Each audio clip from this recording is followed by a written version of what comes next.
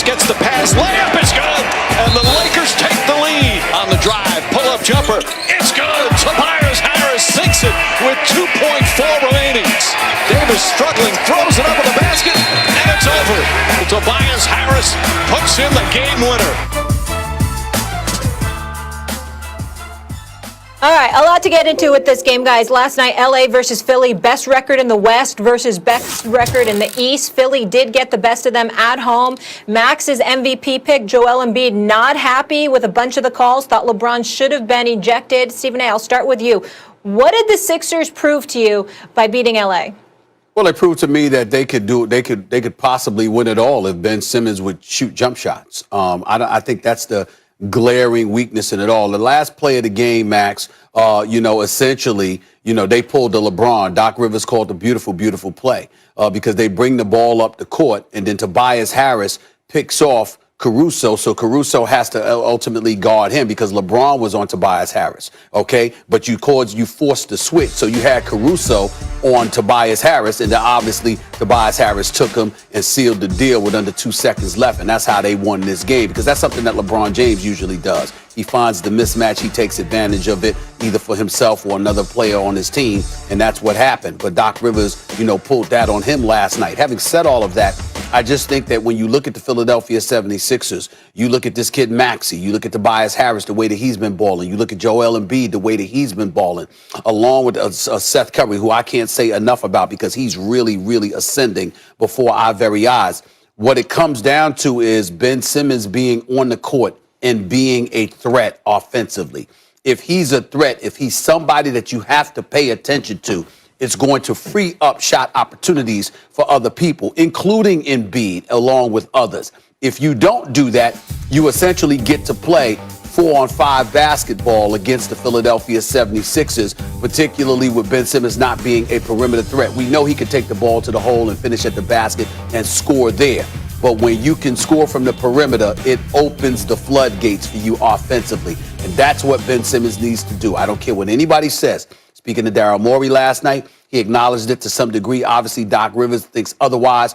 You have to, in my estimation, be able to shoot jump shots in order for you to win the chip if you are the Philadelphia 76ers. You need Ben Simmons to be able to be some kind of threat to keep opposing defenses honest. If not, it will come back to bite you when it really counts. Not during the regular season, not during the early rounds of the playoffs, but eventually it will come back to bite you against the elite teams.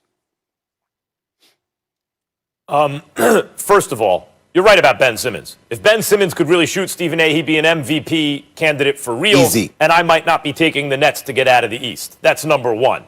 Number two, you're right about Doc Rivers.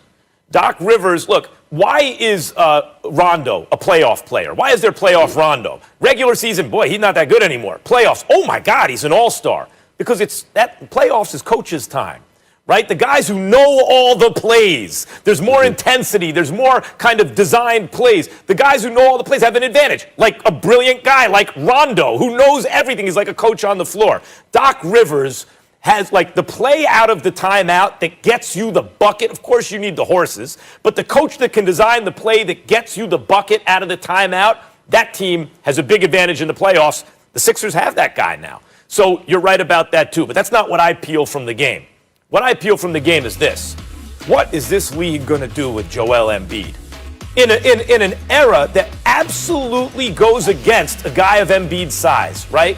And because he also has classic back-to-the-basket center skills. Those guys are almost never the best player in the game or one of the best players in the game or really in the MVP conversation.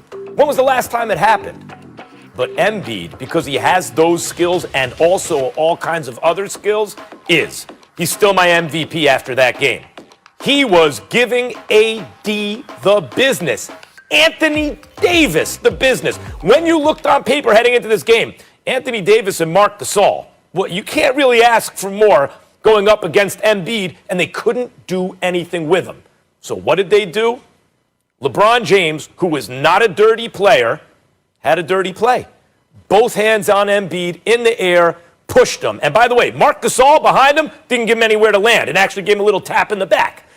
Embiid came down so hard, Stephen A., that when they replayed it with sound, it was hard to watch and listen to.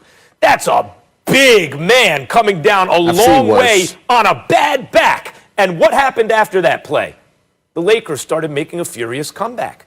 Embiid was not the same. He had that one nice move on AD where he scored, but he really wasn't the same. They kind of took him out of the game with that play.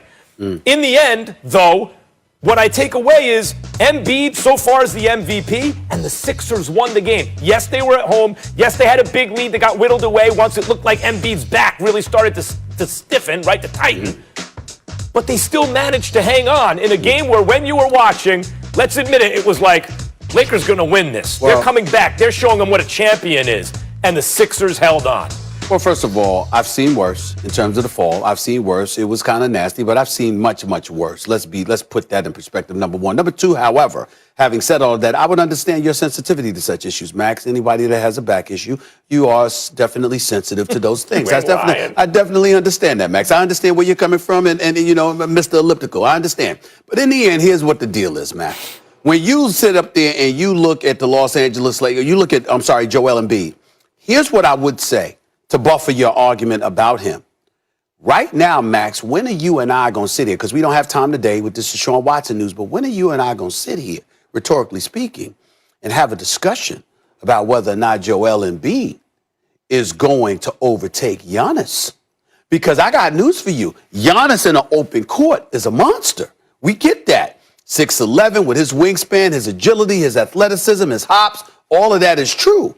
But he's not the true big that Joel Embiid is. And now that Doc Rivers got him doing what I begged Brett Brown to do for 3 years, which was get Joel Embiid's big butt behind in the post and let him be a man amongst boys. Now that Doc Rivers got him doing more of that, and Joel Embiid being able to shoot perimeter shots, particularly in a half-court setting, he's got a chance right now to overtake Giannis as the elite big in the Eastern Conference. That's a major point. I hate to gloss over it, but we got to go straight to bump here, guys. We've got plenty more on this we'll discuss. And, of course, the big story of the day, that is Deshaun Watson demanding a trade. The Texans have also hired a new